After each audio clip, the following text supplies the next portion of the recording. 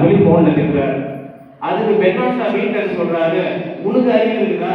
ஒரு மனுஷன் நெஞ்சு வலின்னு சொல்றேன், ஏஞ்சி நிக்க முடியும்னு சொல்றேன், ஒரு டீ கூட போட்டு குடிக்க முடியும்னு சொல்றேன், இப்படி வராம இருக்கிறீங்களே அப்படின்னு சொல்லி இவர் சொல்றாரு. அவர் டாக்டர் என்ன பண்றாரு, சரின்னு சொல்லிட்டு மற்ற டாக்டரை விட்டுட்டு அவரு பெர்னார்ட் ஷா வீட்டுக்கு வர்றாரு. வீட்டுக்கு வந்ததும் அவரை பார்த்துக்கிட்டு என்ன ஆச்சு அப்படின்னு சொல்லிட்டு அந்த கோட்டை கழுத்துறாரு. மற்ற டாக்டருக்கு நெஞ்சு வலி வந்துருச்சு. உடனே என்ன பண்றாரு, ஐயோ நெஞ்சு வலிக்குது அப்படின்னு டாக்டர் சொல்றாரு. இப்ப படுத்துக்கிற அந்த பெர்னார்ட் ஷா என்ன பண்றாரு, டக்குனு பெட்ல இருந்து எடுத்து ஐயோ என்னாச்சு அப்படின்னு கேட்கிறாரு. கொஞ்சம் இருங்க அப்படின்னு சொல்லிட்டு வேகமா கிச்சனுக்கு போறாரு. டீ போட்டு டாக்டர் கொடுக்குறாரு. டாக்டர் என்ன பண்றாரு, அந்த டீயை வாங்கி குடிக்கிறாரு. ஒரு 15 நிமிஷம் கழிச்சு அந்த நெஞ்சு வலி குறைஞ்சு போச்சு. உடனே டாக்டர் என்ன பண்றாரு, நம்முடைய பேக்ல இருந்து ஒரு பில் புக் எடுக்கிறாரு. பில் புக் எடுத்து விசிட்டிங் ஃபீஸ், அதாவது பார்க்கறதுக்கு ஃபீஸ்னு சொல்லிட்டு 30 பவுண்ட், அவங்களுடைய நாட்டு பண மதிப்பின்படி 30 பவுண்ட் சொல்லி பில்ல கொடுக்குறாரு. அப்ப பெர்னார்ட் ஷா கேட்கிறாரு, டாக்டர் எனக்கு வைத்தியம் பார்க்கறதா நீங்க வந்தீங்க, ஆனா இங்க வைத்தியம் பார்த்தது யாரு? நான் தான் வைத்தியம் பார்த்தேன். அதுக்கு நன்றி சொல்லாம எனக்கு இப்படி 30 பவுண்ட் பில்லு போட்டு கொடுக்குறீங்களே, இது நியாயமா அப்படின்னு கேட்கிறாரு. அதுக்கு பெர்னார்ட் ஷா சொல்றாரு, நீ என்னுடைய பேஷண்ட், என்ன சொன்ன? பெட்ல இருந்து எழுந்துக்கவே முடியலன்னு சொன்னேன், ஒரு டீ கூட போட்டு குடிக்க முடியலன்னு சொன்னேன். இப்ப நான் வந்தேன், நீ நிக்கிறியா இல்லையா? நிக்கிற. வரவங்க டீ போட்டு அளவுக்கு ஸ்ட்ரென்த் வந்துச்சா இல்லையா? இருக்குது. அப்ப நான் என்ன பண்ணிட்டேன், என் ட்ரீட்மெண்ட் நான் கொடுத்து முடிச்சிட்டேன், எனக்கான ஃபீஸ் கொடு அப்படின்னு சொல்றாரு. பெர்னார்ட் ஷா அப்படியே தலையாட்டிட்டு, சரி நீ சொல்றது வாஸ்தவம் தான், நீ இப்ப பண்ண வைத்தியத்துக்கு பேர் என்ன அப்படின்னு கேட்கிறாரு. அதுக்கு டாக்டர் சொன்னானா, ஒருத்தவன் தன்னுடைய கஷ்டத்தை மட்டுமே நினைச்சிட்டு இருந்தானாக்கா இந்த உலகத்துல அவனால நீண்ட நாள் வாழ முடியாது. என்னைக்கு அடுத்தவன் கஷ்டத்துக்காக இறங்கி வேலை செய்ய ஆரம்பிக்கிறானோ அவனுக்கு நோயே வராது அப்படின்றானோ. புரியுதா சொல்ல வரேங்க? என்னைக்கு ஒருத்தவன் தன் எனக்கு இங்க வலிக்குதே அப்படின்னு நினைச்சுக்கிட்டே இருந்தாக்கா கடைசி வரைக்கும் வழியாக குடிச்சுக்கிட்டே இருக்க வேண்டியதுதான். தன்னை மறந்து எப்பொழுது அடுத்தவருடைய வழியை, அடுத்தவருடைய கஷ்டத்துக்காக நாம் ஏற்றி நிற்க ஆரம்பிக்கிறோமோ அன்னைக்கு நோயே வராது, நாம் நீண்ட நாள் வாழ முடியும் சொல்லி அந்த டாக்டர் சொன்னார். பிரியமானவர்களே, இதே கருத்தை தான் புத்தர் சொல்றார். புத்தர் கேள்வி கேட்கிறார், நல்லவனா யாரு, கெட்டவனா யாரு அப்படின்னு ஒரு கேள்வி கேட்கிறார். புத்தர் ரொம்ப அழகா சொல்றார், பிறர் நலனில் அக்கறை கொள்பவன் நல்லவன், மற்றவருடைய நலனில் அக்கறை கொள்ளாதவன் கெட்டவன் சொல்லி முடிகிறார். இன்னைக்கு எல்லாருமே பார்த்து நல்லவனா யாரு அப்படின்னு ஒரு கேள்வி கேட்டாக்கா ரொம்ப சிம்பிளா ஒரு பதில் சொல்றீங்க. என்ன பதில் தெரியுமா? ஃபாதர், குடிப்பழக்கம் எனக்கு இல்ல, நான் ரொம்ப நல்லவன் ஃபாதர். சிகரெட் குடிக்கிற பழக்கம் இல்ல ஃபாதர், நான் ரொம்ப நல்லவன் ஃபாதர். நான் எனக்கு எந்த கெட்ட பழக்கமும் கிடையாது, நான் நல்லவன் அப்படின்னு சொல்லி ஒரு குறுகிய வட்டத்துக்குள்ள அந்த நல்லவன் அப்படிங்கிற ஒரு மரியாதை நம்ம சுருக்கிக்கிறோம். உண்மையிலேயே சொல்ல போனாக்கா நல்லவனா யார் தெரியுமா? தன்னோடு இருக்கக்கூடிய சக மனிதனை மனிதனாக மதிக்க தெரிந்தவன், தன்னோடு இருக்கக்கூடிய சக மனிதனை அன்பு செய்யக்கூடியவன், தன்னோடு இருக்கக்கூடிய சக மனிதனுடைய உணர்வுகளையும் வழிகளையும் வேதனைகளையும் புரிந்து கொள்ளக்கூடியவன் ஒரு நல்ல மனிதன். ஆனா நீங்க பாத்தீங்கன்னாக்கா நாம இந்த குடிகாரன், சிகரெட் பிடிக்கிறவன், கெட்ட பழக்கம் சொல்லி ஒரு குறுகிய வட்டத்துக்குள்ள நாம சுருக்கி நினைக்கிறோம். நீங்க பாத்தீங்கன்னாக்கா அடுத்தவன் குடியை கேட்டது, நான் குடிகாரன் இல்ல சொன்னாக்க நல்லவனா? அடுத்தவன் சீர அடிச்சுட்டு எனக்கு சிகரெட் குடிக்கிற பழக்கம் சொன்னா அவன் நல்லவனா? எப்ப பார்த்தாலும் அடுத்தவன் கெடுது நினைச்சிட்டு எனக்கு எந்த கெட்ட பழக்கமும் இல்ல, நான் நல்லவன் சொன்னாக்கா நல்லவனா? கிடையாது. அப்படின்னாக்கா நல்லவனா யாருனாக்கா புத்தர் சொல்வது போன்று பிறர் நலனில் அக்கறை காட்டுபவன் தான் உண்மையான நல்லவன். எனவே இந்த நல்லவர்கள் இந்த உலகத்தில் எப்படி இருக்கிறாங்கன்னாக்கா மிக மிக சொர்க்கமானவர்களாக இருக்கிறார்கள். இந்த மிக சொர்க்கமானவர்கள நான் பார்க்கக்கூடிய ஒரு சிறந்த மனிதர்னா யாருன்னு பார்த்தீங்கன்னாக்கா இன்னைக்கு நம்முடைய பங்கிற்கு வருகை தந்திருக்கக்கூடிய திருவாளர் மைக்கேல் அண்ணன் அவர்கள்.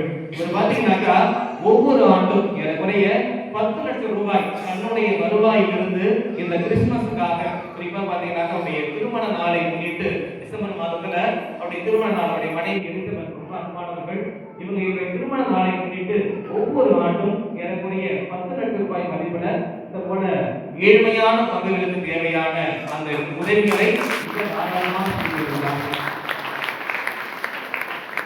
அது மட்டும் இல்லாம இந்த அண்ணனை பற்றி சொல்லணும் அப்படின்னாக்கா நான் ஆரம்பத்தில் பார்த்தீங்கன்னாக்கா சார் கூடும். நான் ஓகே சார் வந்துச்சு சார், எப்போ சார் வரீங்க, எத்தனை மணிக்கு சார் வருவீங்க, 3 எடுத்தாலே good morning sir, thank you sir கூடும்.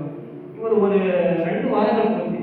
உடனே ஒரு ஃபோன் எடுத்தார், பேசுறது எத்தனை வருது, இனிமேல் நான் என்ன சொல்லக்கூடாது, சார் சொல்லக்கூடாது, ஒண்ணு அண்ணன் கூப்பிடுங்க, இல்லைனாக்கா பேர் சொல்லி கூப்பிடுங்க. அவர் எவ்வளவு பெரிய மனிதர், ஆனா அவர் சொன்ன வார்த்தை ஒண்ணு என் அண்ணன் கூப்பிடுங்க, இல்லையா மைக்கேல் சொல்லி பேரை சொல்லி கூப்பிடுங்க அப்படின்னாரு.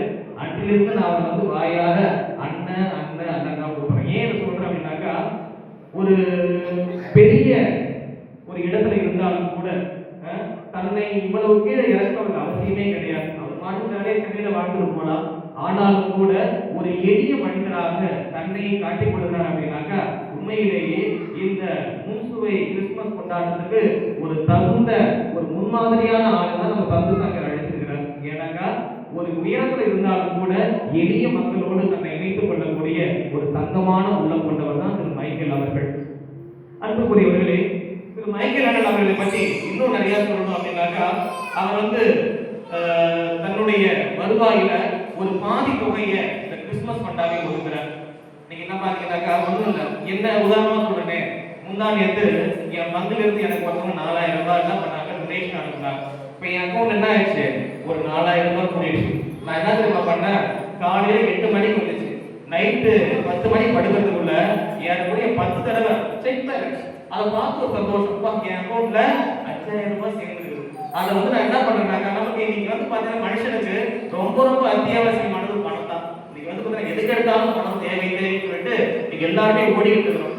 அப்படிப்பட்ட ஒரு சூழ்நிலையில் கூட தன்னுடைய அந்த வருவாயின் ஒரு பகுதியை போன்ற ஏழை மக்களுக்கு, குறிப்பா ஏழை பகுதிகளுக்கு கொடுத்து இந்த கிறிஸ்துமஸ் விழாவை எல்லாரும் சந்தோஷமா கொண்டாடணும் சொல்லி மனமு வந்து தன்னுடைய அவர் மட்டும் செயல்பட நல்லா யோசிக்கணும். அவருக்கு மட்டும் எல்லா புகழும் போயிடக்கூடாது. அவர் குடும்பத்தார், அவருடைய மனைவி, பிள்ளைகள் எல்லாருமே இதை ஒரு அன்பு பணியாக, கிறிஸ்துவின் பணியாக ஏற்றுக்கொண்டு, டேடி இதை செய்யுங்க, இந்த பங்குக்கு இதை செய்யுங்க சொல்லி அவங்க பிள்ளைகள், அதே போல அவங்க மிஸ்ஸஸ் பாத்தீங்கன்னா, ஏங்க அந்த பங்குக்கு இதை செய்யலாமே, ஏன் ஒரு கொஞ்சமா செஞ்சிருக்கீங்க அப்படின்னு சொல்லி குடும்பமாக திட்டமிட்டு இது போன்ற நல பணிகளை எல்லாம் மைக்கேல் அண்ணன் அவர்கள் நம்முடைய பங்குக்கு மிக சிறப்பாக செய்து வருகிறார்கள்.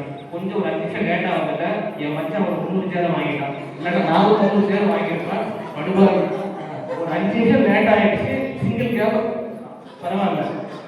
பிரியமானவர்களே, அடுத்ததாக இந்த நிகழ்ச்சி எப்படி நடக்குது நான் சொல்லி இது வந்து ஒரு நிராகரி சகாயமே நான் வந்து அவன் சொல்லிட்டே வந்தேன். கண்டிப்பா மக்கள் பணி சொல்லிதான் போவேன், அதுக்காக தான் அடிச்சு வந்தேன். இந்த அண்ணன் வந்தது உங்களுக்கு கிறிஸ்துமஸ் கிஃப்ட் கொடுத்ததுலாம் காரணம் யார் தெரியுமா, சகாயம் தான். நீங்க வந்து வர 24ஆம் தேதி கண்டிப்பா எல்லாரும் கட்டி சொல்றீங்க. ஏன் சொல்றேன்னு பாத்தீங்கன்னாக்கா, டிசம்பர் 8ஆம் தேதி என்ன திருவிழா கொண்டாடணும், என்ன கொண்டாடலாம், டிசம்பர் 8 அமல உற்சவ அன்னையுடைய திருவிழாவும் கொண்டாடணும். அன்னைக்கு நானும் என் மச்சான் பாத்தீங்கன்னா ஒரு இடத்துக்கு டின்னருக்கு போவோம். நைட் 8 மணிக்கு டின்னர் போய் ஆகணும். கட்டாயம் வந்து அந்த அழைப்பாளர் வந்து அவ்வளவு ஒரு சீட்டான ஒரு அழைப்பாளர் பாத்தீங்கன்னாக்கா, அவருக்கும் வேலை இருந்துச்சு, எனக்கு மணி 7 ஆயிடுச்சு, போக முடியாது. ஏன்னா வந்து எனக்குரிய 2.5 மணி நேரம் டிராவல் பண்ணணும், எங்களுக்கு 7 மணி ஆயிடுச்சு, போக முடியல. அப்ப நான் என்ன பண்ணேன் எதுக்குன்னே தெரியல, போன் பண்ணி அட உடுப்பா புரிஞ்சு கொண்டீங்களா, நாம 2 பேரும் சேர்ந்து என்ன பண்ணிக்கலாம், டின்னர் கொண்டாடிக்கலாம், அங்க கொண்டாடினா நான் இங்கே கொண்டாடினா என்ன சொல்லி நான் எதேச்சியா அவரும் வந்தார். வந்தவர் வந்து அதான் மூடி வச்சிருக்கணும், தப்பு பண்ணிட்டான், வந்து வச்சு தப்பா போச்சு. வந்தவர் என்ன பண்ணாரு, கிஃப்ட பார்த்துட்டு மாமா தாய் பொங்கலை வந்து இவரோட எல்லாம் செய்யறீங்களே, நாங்க வந்து உடைய பிள்ளைகள் இல்லையா அப்படின்னு சொல்லி சொன்னாங்க. உடனே வந்து சொன்னாரு, எனக்கு சாப்பாடே வேணாம் அனுப்பிடுகிறார். நான் சாப்பிட மாட்டேன் அனுப்பிடுகிறார். கடைசியில ஒன்றும் பிரச்சனை கிடையாது, அவர் உங்க பங்கை பார்த்து வந்து கீழ் வைக்கலாம அண்ணா வந்து அணிகிறாள். அப்ப நான் சொன்னேன், அவர் ஒண்ணு கண்டிப்பா உனக்கு தெரிஞ்சவரா இருப்பாரு, நீ கேளு, அவர் கண்டிப்பா கொடுப்பாருன்னு சொன்னேன். காலையில அவர் போன் பண்ணியிருக்கிறாரு. போன் பண்ணி பேசி முடிச்ச உடனே ஆக்சுவலா இந்த வருஷத்துக்கான கோட்டா முடிஞ்சு போச்சுங்களா, எவ்வளவு லக்கி பாருங்க. இந்த வருஷத்துக்கான கோட்டாவை அண்ணா நைட் முடிச்சிட்டாரு. நான் தான் சென்னைக்கு போய் வாங்கிட்டு வந்து கோட்டா முடிஞ்சு போச்சு. நான் ஒரு ஆறுதலுக்காக சொன்னேன், சரி போன் பண்ணி பாரு அப்படின்னு தான் சொன்னேன். அவர் பேசி முடிச்சதும் அண்ணன் லைன்ல வந்தார். ஃபாதர் போட்டு விட்டுட்டீங்களா அப்படின்னு கேட்டார். அப்ப நான் சொன்னேன், அண்ணா அவங்க வந்து எங்கள்கிட்ட இருந்து பிரிச்சு போனவங்க நாங்க தாய் பங்கு. அப்ப நான் சொன்னேன், ஒரு தாய் வந்து குழந்தைங்க பட்டினியா இருக்கும்போது பார்த்து சந்தோஷப்படுவாங்க. அப்ப நான் சொன்னேன், அண்ணா நாங்க கொண்டாடுற கிறிஸ்துமஸ் வந்து சந்தோஷமா இருக்குன்னாக்க கண்டிப்பா நுழம்ப பங்குக்கு இங்க இருந்து பிரிச்சு போன இந்த நுழம்ப பங்குக்கு கொடுக்கணுமா அப்படின்னு கேட்டார். நான் சொன்னேன், கண்டிப்பா கொடுங்க, நீங்க நேர்ல வந்து பாருங்க. எனக்காக ஒரு கொடுங்க. நான் சொன்னது, அண்ணா நீங்க ஒரே ஒரு முறை அந்த பங்குக்கு நேர்ல வாங்க, அந்த மக்களை பாருங்க, இதை விட அதிகமா செய்யுங்கன்னு சொன்ன மாதிரி அண்ணன் நீங்க வந்துட்டாரு.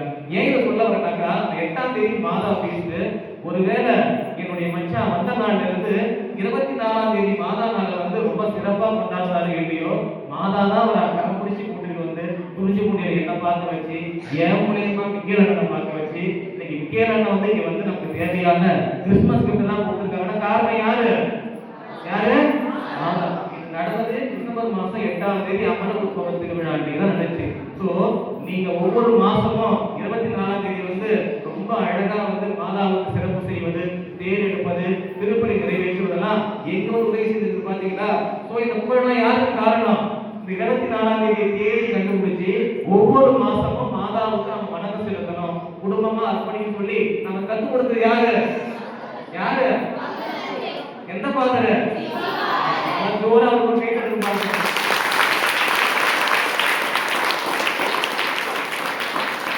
அதனால வந்த நாளிலிருந்து உண்மையாகவே என்னுடைய மச்சான் ஜீவா பத்தி நான் சொல்லினாங்க.